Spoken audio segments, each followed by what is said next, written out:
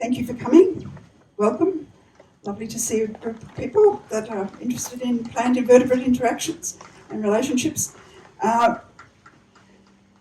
This topic came a little bit out of left field for me in that it's part of a new publication series I've done, which I was going to show. For those of you that don't know me, I've been working on site since 2004-05, really, more substantially. And in that time, published a few books. So one is on Australian stingless bees that I've just published and edited and produced. But the main ones are Create More Butterflies, which is did have a different cover for anybody that had it before. And that's about 48 butterflies in their life cycles in southeast Queensland.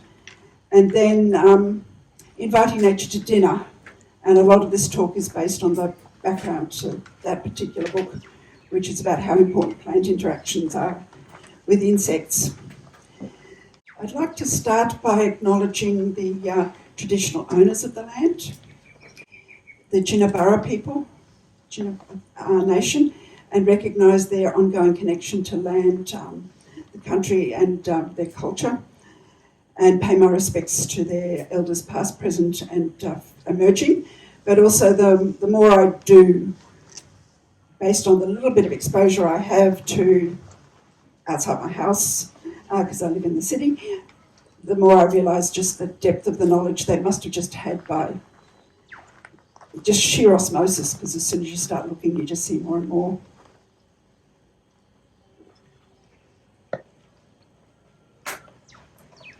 So I encourage you to start really using our naturalist and looking deeply. Thanks also to Woodfordia and to Sandra for making this talk possible. It's a topic that's dear to my heart. I started public speaking in 1983 and my first talk to a Toastmasters was, "We've saved the whale, now it's time to save the snail." There was one population of snails somewhere in one of the Polynesian islands that was down to 7 specimens, and it had been a New Scientist article. But my understanding of it now is that we really need a transformation in our thinking about life on Earth if we are to help a less ghastly future for biodiversity. But before I get into it, if you have a question about any slide that's an immediate question, please make sure you get my attention. This can be a little bit challenging, but just do. Yeah?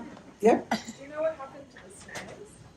No, I didn't actually follow that up, but when a population gets that small, it's such a genetic bottleneck. Even if they save them, something else bad has to happen.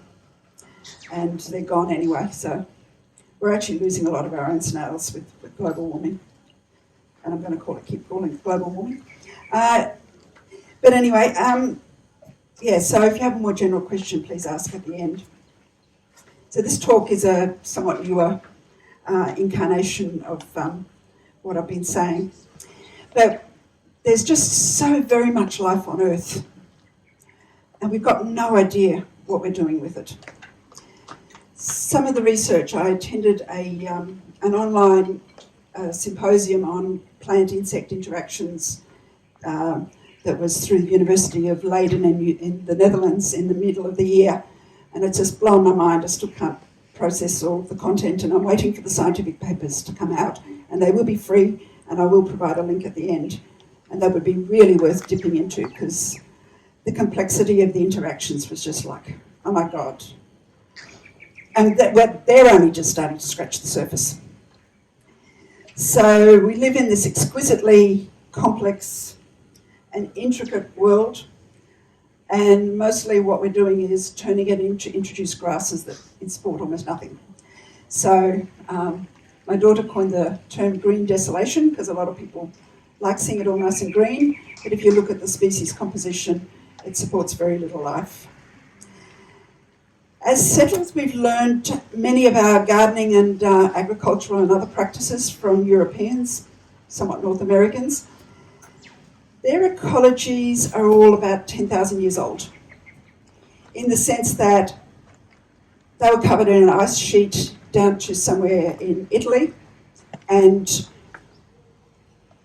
under long-term glaciers, just about everything gets completely denuded. There might be a few spores, but the soils are dead, largely speaking. We live on a continent that's millions of years old, never been covered in an ice sheet. Our ecologies have been, ecosystems, I'm just calling them ecologies, have been moving backwards and forwards across the landscape, but they've had a very long time to become much more complex. So the process of colonisation after an ice age or a volcano is that you get the initial plants that can colonise it are usually the ones that are the pioneer species. They can cope with those conditions and they start creating the soil that allows for other animals and plants to start living. So I'm barracking for us to start understanding that we live on an ancient land. So, and the other thing about it is that plants, I'm going to be talking mostly about animals, but the animals can't exist without the plants. Plants live in communities with other plants, fungi, bacteria, viruses, herbivores, mites. I'm going to keep mentioning mites because there's so many of them apparently, and many other organisms. And what's actually now obvious is that there's an increasing number of domains of life. So I grew up knowing that there were plants, animals. The game, is it plant, animal or mineral? So fungi got added. Slime molds are a completely different domain of life. Bacteria and archaea are separate domains as far as I understand. And I saw a reference to a little creature that's in a completely new domain. So there's all these new domains of life that we don't even know about. And they're all ancient and they've all been interacting for a very long period of time. So the more I start understanding this, the more I realise we haven't got a clue. And then we talk about how we can create better ecosystems, please. But anyway, I won't keep carrying on about that. So one of the things that is driving plant-invertebrate interactions where the creature is eating the plant is phytochemicals. And that's where that symposium just blew me out of the water even more. But we have Andrew Pengelly here, or did, and Andrew's up the back, and he's doing a whole pile of work on phytochemicals and, well, plants, but plant and medicinal uses of plants. And so his work is really worth following. So anyway, the biggest issue is not really even understanding how many life forms there are on Earth. So at this stage, 19 out of every 20 named animals is an animal that doesn't have a backbone, spineless. And it's vastly more than that because we don't even know what we don't know about the numbers that haven't been counted. We do know how many things that have got backbones, which are the focus of nearly all our attention there are, and it's 72,000, just shy of 500. And every now and then there's a new cryptic species that turns up. So, but we're not going to find that many more vertebrates. So we're just modifying things without knowing it. But anyway, in this slide, 19 out of every 20 are invertebrates. Nearly 14 out of every 20 are insects. And 1 in every 3, so that's, anyway, I can't do the maths, 1 in every 3 is a plant-eating insect.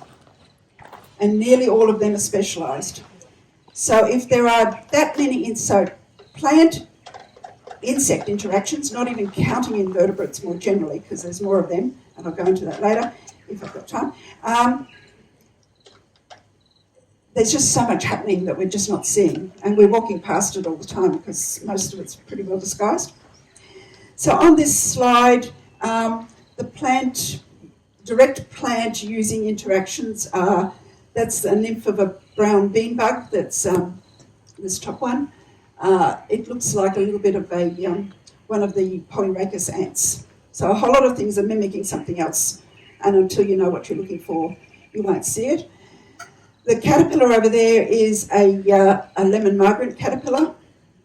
It eats a whole range of when I say whole range, they're all plants in a family called Caesalpaniaceae, Senas and Cassias. It has adapted to a few non-natives, but those don't support many other species. And leaf-cutter bees. So I'm talking about plants, animals that are using plants in some or most of their life. So for leaf-cutter bees, the thing that they're using is they cut nice little circles out of plants. If you ever see a plant with beautiful little semicircles cut out of it, it's a leaf-cutter bee group that is harvesting the leaves to roll them into cigar-shaped things that they use for filling with pollen and nectar for the next generation. So they're all the larval forms of things that are using plants directly, just to quickly show it. And then these are, that's a braconid wasp.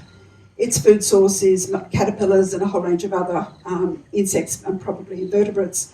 And the other one is a type of lacewing that has predatory larvae and predatory adults. So we know that invertebrate species are declining worldwide. We're hearing the stories, I think, about insects. I'm hoping I'm getting the message across that invertebrates are actually the support of a base for life on Earth.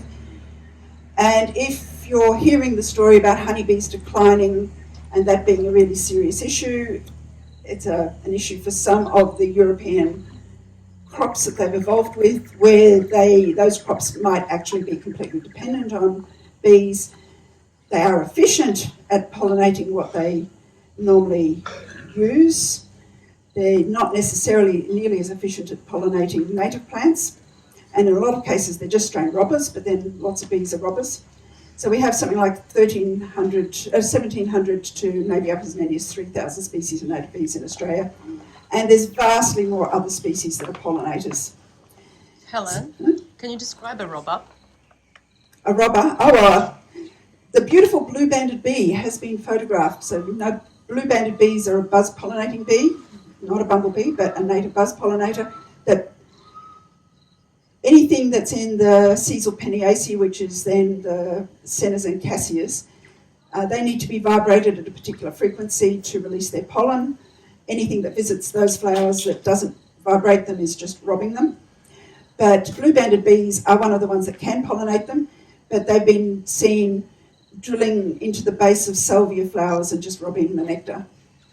So I like calling bees robbers. So even that part of the pollination, just because you've got a bee doesn't mean you've got a pollinator. So I'm going to tie most of what I'm saying now to a butterfly life cycle, because most of the work that I've done that has actually shown me how a lot of this works, aside from having a degree in biology and ecology from the 70s, it's my work with butterflies on site and in my own garden that informs most of what I understand. So a common pro-life cycle, very common butterfly around here, does eat a wider range of plants. When I say eat a wider range of plants, it's recorded on 26 different species. Here is an egg. I'll just frame it up a tiny bit more. So butterflies are a type of insect, which is then a type of invertebrate. And I've mentioned the diversity, but it includes snails, octopi, earthworms, flatworms, roundworms, sponges, crabs. And if you're watching science fiction series, tardigrades, but they're little tiny animals, not massive interspace creatures, as in one of the science fictions that I can't remember which, Discovery, I think it is.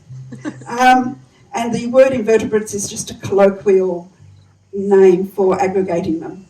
Just means no backbone, basically.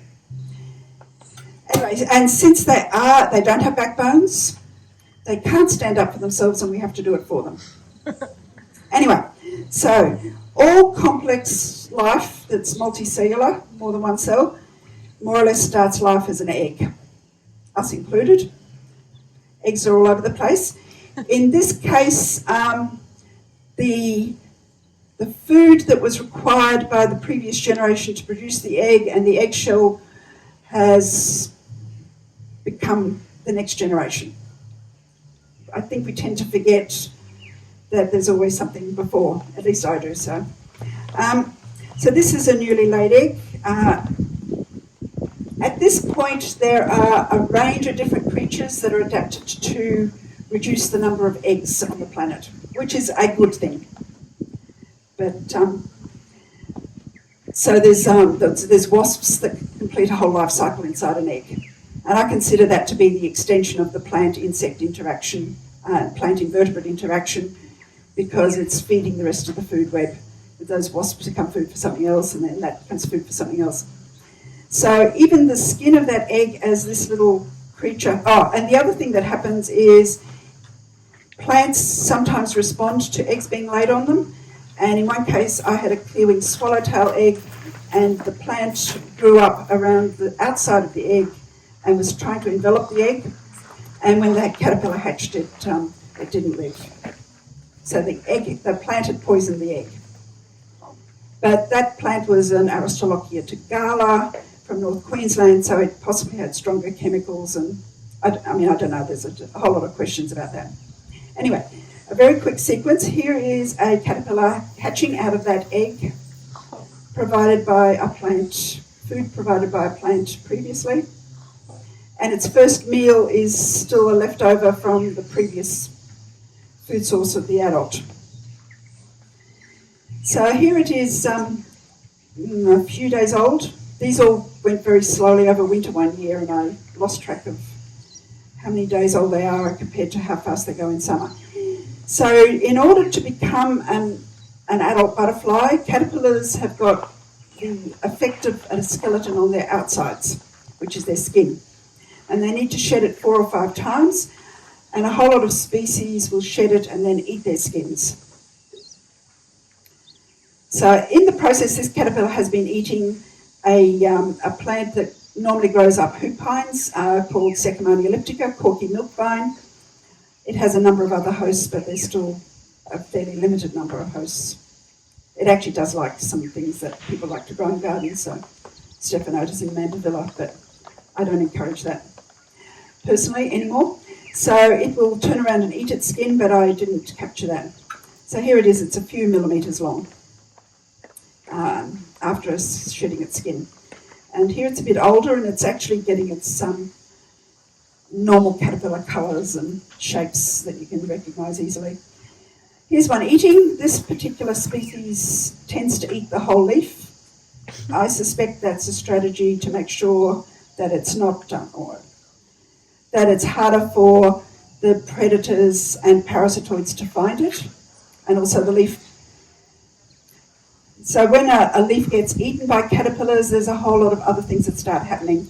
And one of them is that the plant can be sending out chemical alerts to its neighbouring plants, that then those plants, this varies, but one of the situations is that will make its sibling or its brothers and sisters, siblings or its offspring produce chemicals to defend themselves against the herbivore. It also attracts in those chemicals attract in the parasitoids. Parasitoids are animals that complete a whole life cycle inside the animal that they're using and kill it. So parasites live with things and usually don't kill you or kill things because you're an ongoing host, so you're constantly providing meals. But anyway, so it's demolished its whole leaf, and I was trying to capture a whole lot of the things that it's doing in the process, but one of its main roles as a caterpillar is to be composting leaves and returning nutrients to the soil. So this is a ringian. This is an indigo flash caterpillar doing its composting role. It's eaten at that end, and it's producing the leftovers at the other end. And in the meantime, it's collecting all of the plant's chemicals and processing them and aggregating them, because the plant's actually producing nearly everything it needs, including the proteins that it's collecting. Anyway, here's a lemon. I've got lemon migrant life cycles. It's shedding its skin. So it's been eating happily. It's about halfway through its life stage as a caterpillar in summer. In this case, I tried to catch it. I tried to catch it eating its skin. This was photographs taken between 2 and 4 a.m. in one morning. A lot of it was happening between 2 and 4 a.m. in this particular life cycle. So it's eating its skin. I suspect it's doing that partly to also reduce any chemicals any chemicals that are produced to that would attract predators. Because there's a whole lot of things in this caterpillar stage. There's wasps that will parasitize them, being parasitoids. There's a group of flies called tachinid flies that you'll see them walking along leaves. They look like they're trying to find the silk trails that the caterpillars are leaving. That's sort of a trip line. You can sort of see them scratching the leaves as they're walking.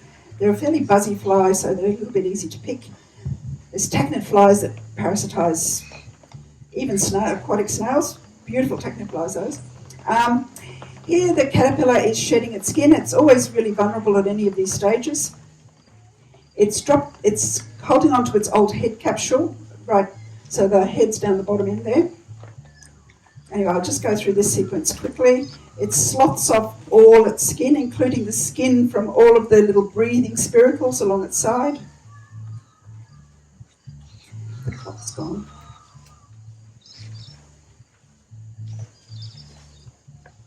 So it's wriggling and squirming. It's anchored itself by its tail end.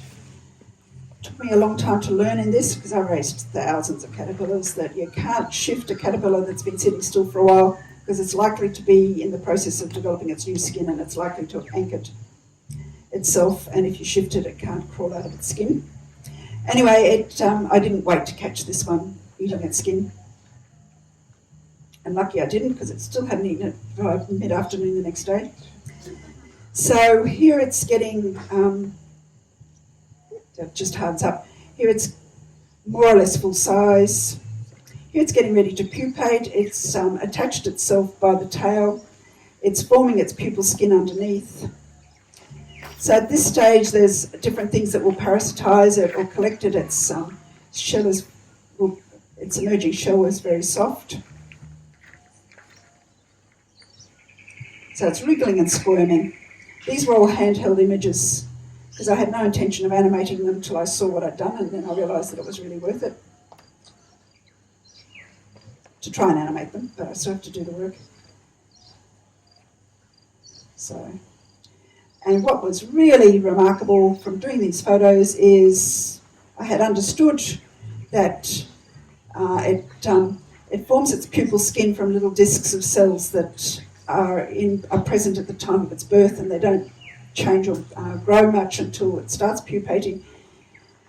And then it uses all the protein and other chemicals it's collected from eating, and it forms the pupal skin from these little groups of cells called imagal discs, and every single body part has got a skeleton, like a skin around it. So its eyes are there. I can't help but point out it's got a proboscis down here. This species does have 6 legs, but 2 have been reduced massively. It's got 2 legs down here. The top and the bottom wing have got separate skins around them, and so all of the food that it's eaten somehow grows from that skin into these body parts, presuming the process goes well. Anyway, wriggles and squirms and wriggles and squirms. It can't eat the skin, drops off, wriggles and squirms into its adult form.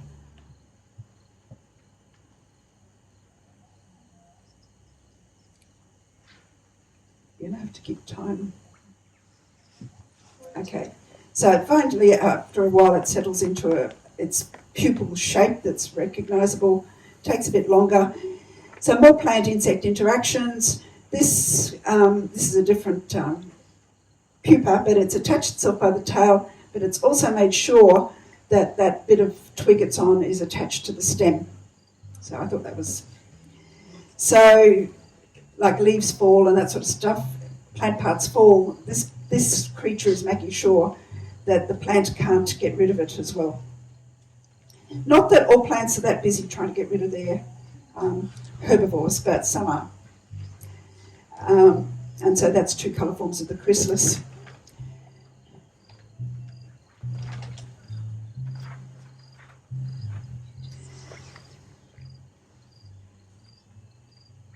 Okay.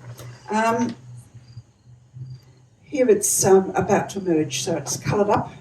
Its abdominal segments are expanding. And this all happened during winter, so I did it nice and slow, and I actually got it flipping over, which was, I had missed it every other time I've taken handheld shots. No matter how fast you go, it was so fast. Pumps up its wings, and it's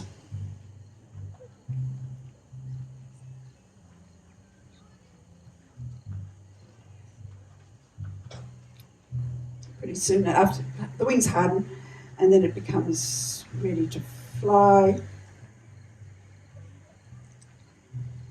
That was that actual butterfly. This one's a female because it doesn't have certain marks. There's a pair mating, and so the cycle for that species begins again. So here's a female laying an egg, and there's the egg that we saw at the beginning. So that whole life cycle covers a whole lot of different aspects, and I may have forgotten to mention a few. We talked about plant defences, and population control mechanisms is attracting the parasites and predators. Every life form needs food to grow, thrive and survive. In this case, the plant's producing all of the nutrients, or at least a large amount, that the invertebrate needs. With a whole lot of other animals, different plants may be needed, or different plant parts may be needed to complete the life cycle. This is also possibly true for non-insect invertebrates.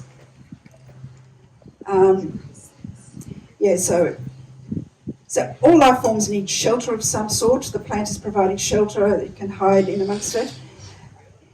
With a whole lot of insects, males can tell the gender of the chrysalises, so they'll start fighting over the chrysalis if there's a few of them. I've seen pitched battles between 3 or 4 males for the affections of a large grass yellow, and I've seen it with others, but that was really spectacular. So sometimes the females don't quite make it through the process because they haven't actually pumped up their wings and hardened them, but sometimes that's not a bad thing because while their wings are still flexible, they can't break as easily. And all life forms have a composting and nutrient cycling role.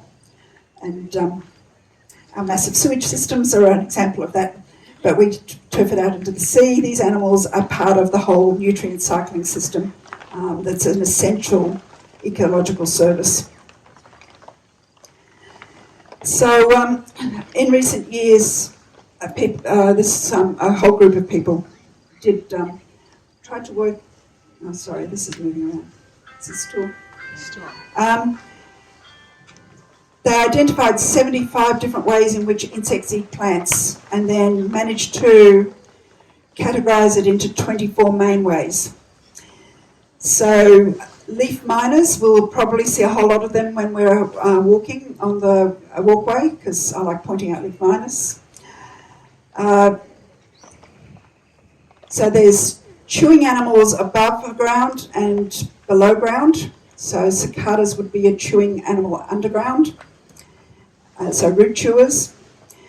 There's animals that feed on the xylem. Yeah, the xylem goes up the tree or up the plant. It's the transport system from the roots to the top of the plant.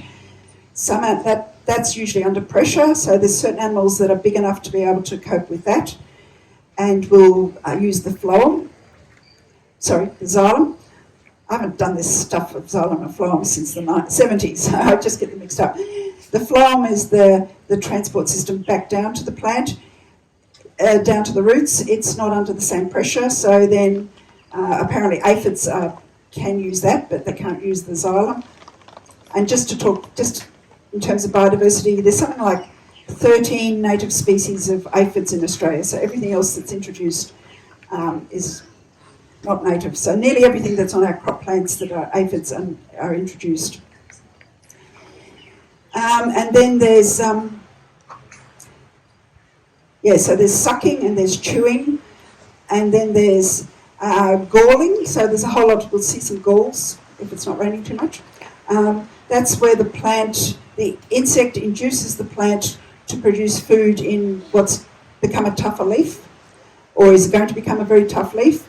And there's a huge number of galling insects. There's wasps that are gallers, there's flies, there's moths as well. And so that's a strategy to keep a plant being able to feed animals. And then there's fungal chewers. And this one was a really interesting one because on the plant that was feeding the common crow, we started noticing a lot of funny little curls in the leaves. And Amelia, my daughter, looked at them, and there was this little tiny, full grown, there was this little tiny snail. It was about 2 or 3 millimetres big. I tried to get it ID'd. They asked me for the underside. We were flat out getting the top side. What it looks like it's doing is scraping the leaf and inducing a fungus to grow on it because it's very rusty brown where it's been, and then you can find it sitting in the furry bit, which looks like fungus. But I haven't had it checked out, but that was my first encounter with what I think is a fungal chewer. So I've covered this slide. So there are so many amazing things that plants are doing, and they're producing such a wide range of chemicals, and I hope to catch up with that. And there are really amazing things that insects are doing with these chemicals. So there's all sorts of symbiotic relationships. And Amelia, can you describe some? I've asked Amelia to do some research for me. My poor head brain is full, but you might remember some of them. We were trying to connect insects and make them more accessible by comparing them to something like a panda, because everybody loves pandas. And Amelia came across a really interesting little... Try not to get in the camera. Well, I'm not... Oh. Is it on? Okay. I'm not 100% sure how applicable it was, but it had to do with... Hold it up. Yeah, okay. So, it was mite species diversity and how that impacted on bamboo forest health. Because apparently each bamboo leaf takes 2 years to grow, well, and has a lifetime of 2 years, so any damage on it sort of makes it not worthwhile. So apparently I didn't see the full paper, just the abstract of it. There was a comparison of the leaf health in wild bamboo forests versus plantations and how the mite biodiversity sort of impacted that. Have we talked about hyperparasitoids? Keep going. So yeah, so the mite association made the leaves more healthy for the pandas. Yeah. Okay, so the hyperparasitoid wasps. So I'm not sure if Helen's mentioned it, but when a caterpillar chews a leaf, I bet. okay, the saliva reacts with the plant to create a unique smell. So depending on the chemical composition of the saliva and the phytochemicals of the plant, every plant getting eaten by a different caterpillar makes a different smell. Now, that smell attracts the first level parasitoids, the wasps, the flies, whatever. It's been found that parasitoid wasps have a symbiotic immune-depressing virus that expresses from their ovaries. So, on top of a venom and an egg, a parasitoid wasp is also injecting its own sort of AIDS virus into a caterpillar at the same time.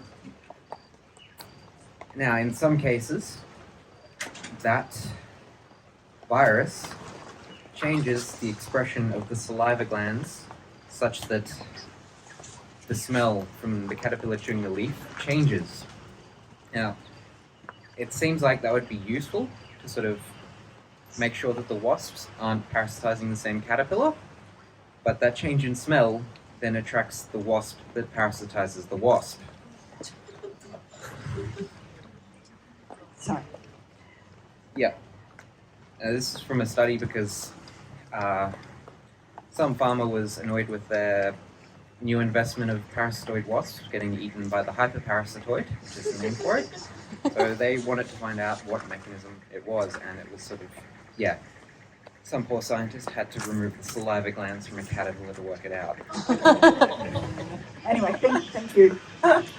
So I just like that. I just, for the life of me, can't keep all of that in my head to talk about it easily. So if anyone wants to look for those proceedings, they're not published yet from that symposium. I highly recommend it if you want to develop your understanding of this at all. The stories were just amazing. They were all based on, or nearly all based on pest species, and I have a big problem with how we see pests, and I'll hopefully get into that. So everyone got a pick if they want it. The proceedings aren't available there just yet, but you need to keep looking. Helen, we've got no time left pretty much. Okay. But you can keep going, we'll just shorten the walk. Is there another presentation? No. It's still raining. Keep going.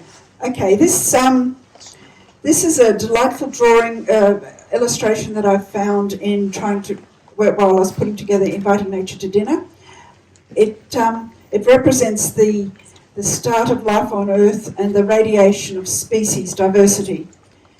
It kind of misrepresents species diversity to some extent because it's believed that at least 90% of all the animals that have already lived have become extinct. But it does show the species radiation, and it vastly overemphasises the vertebrates. But still, it's just, for me, it's amazing because life starts somewhere here, and you can see it is becoming more complex. I recommend you spend some time looking at this diagram. I won't spend much more time on it. This is another representation of species diversity that just shows the relative size is the relative proportion of the different animals on the planet. Back a few years ago, it will change as soon as we name more, but the little elk represents all of us with backbones, and birds, elk, bird, fish, and frog represents, so the area that they cover represents vertebrates, and then all of the other animals represent invertebrates. I did want to get to this particular picture, partly because it actually helped me make sense of the whole process. So the two palest circles are all animals that are named on the planet. The things with backbones are the little circles stuck over there. So invertebrates is the big pink circle. 0.34% of all named animals that are insects have pest potential. And yet all the work we do is focused on that. There's an advantage because it does mean that we get to know something about hyperparasitoism and all sorts of other stuff. But if that's happening for the crop plants that we're spreading around the world that tend to have been manipulated by us to be more tasty, to be less able to defend themselves, all sorts of things that we do to make plants yummier, just imagine what all those interactions might be out there in the big wide world where there's vastly more species interacting with vastly more other species. So that's the species that can become pests tend to be ones that the few insects that do eat a wider range of plants, and there's a very small number of them. Basically, it's that difference. So this is all plant-eating insects, and this is all specialised insects. So that made all the figures make sense to me, so I hope they're making sense to you. And we've just been sold a pup on the food webs. I grew up learning about food webs. All of the animal species that are invertebrates on that food web are represented by a bull ant. That one's a little bit better. There's 4 or 5, maybe 6 species with eating each other with 4 or 5 arrows out. But we've just, like, it's nobody's fault. We just haven't understood the planet we live on, is the way I see it. And I'm proposing that if we are going to start producing proper food webs, that we need, at this point in time, we need 19 invertebrates for every vertebrate. So my co-author insisted that we had 1 vertebrate on it. There's still not 19 invertebrates, but anyway, it's a representation. But I'll leave it there. I'm hoping that I've covered something. I've given you an inkling. So there's all sorts of parasites and predators. Yeah, I'm hoping I've told you something that you can take away to understand that the core question that came up for me is if life is so diverse, and especially plant-eating insects, which you can use to rebuild ecosystems, if it's so diverse and there's so many animals that are eating plants, where are they and what are they doing? And that question just drives everything I'm doing now in the background. So anyway, go off, do lots of revegetation, regeneration, incorporating native plants into community gardens wherever you can, and the rain stopped, so we might be okay for the walk. And sorry, you have to ask me questions while we're on the way. You can get a couple of questions in, I think. Okay, are there any questions about that? I didn't catch, when you were talking about the caterpillars eating part of the leaf versus the whole leaf, and there being a strategy to eat the whole leaf to stop something with the... Oh, yeah. I didn't catch the reason they did that. There's some caterpillars that will eat whole leaves. There's other caterpillars that will chew the backs of leaves. There's ones that, chew parts and then will sort of sit in the chew mark and be camouflaged. Nearly everything is using some sort of strategy to not attract attention from predators and parasitoids, and that can be birds. It's a speculation that some of them that eat the entire leaf are doing so, because you see them do it quite quickly, that they're trying to minimise, I think that they're possibly trying to minimise the amount of pheromones that leaf can be producing. Sorry, phytochemicals, defence chemicals that leaf can be producing to attract the predators, the parasitoids and the hyperparasitoids. But I don't know that. That's nearly everything I'm saying. Nearly everything I've said as a question. I've long since learnt that anything I think I know, I probably don't. So, because as soon as there's exceptions to everything. So, any other questions? I don't know if you'll know this, but with the caterpillar that they had to remove the saliva glands, how did they do that? Do you have any idea? You'd have to read the paper and then go to the materials and methods. Yeah, microscopically probably. Yeah. It would be interesting to know, but it's a little out of my scope. I'm not interested in the physiology. I'm actually interested in how it all comes together. Oh, it's raining again. So, That's right. yeah. Any other questions? Sorry, this isn't about this, but I missed the walk last night. Are there any fireflies evident at the moment? Yes. Thanks to Amelia, we found a little colony of them. It's been so dry for so long that there's a fair chance that that's depressed their numbers. In other places that I know, the numbers have been low as well. But if you want to go and look, start listening for when the bladder cicadas start calling. So they call throughout the site. It's a low drumming sound, and it's on dusk. And then the place that they've got the easiest view is, do you know where Bollywood is? You'll find it on your map. If Bollywood is behind you, you walk straight across a little gravel track, and you keep walking along a creek line, and then there's a bit of a road that turns up a little rise, and there's a creek that's had a road put over the top of it, so there's a pipe under it, and you will see them on either side of that. If you stay on that bit of roadway, you'll see them on either side. My speculation is they were displaying earlier than I've ever experienced them displayed, because my experience with them is they start displaying when the bladder cicadas stop calling. I don't think there's an association other than that's when it's the right level of darkness. But it's been overcast and they've been on the wing displaying a little bit earlier, soon after the bladder cicadas start calling.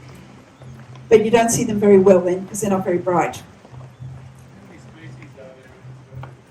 There's 25 named species on the eastern seaboard from the Illawarra to the Daintree, and there's reported to be 7 in the Greater Brisbane, presumably southeast Queensland area. And I know I've encountered 2 so far. So this is my new passion project. So I don't actually know a lot about them yet. But my interest in it is how can we maintain the ecologies where they live, and then how can we work out how to extend them.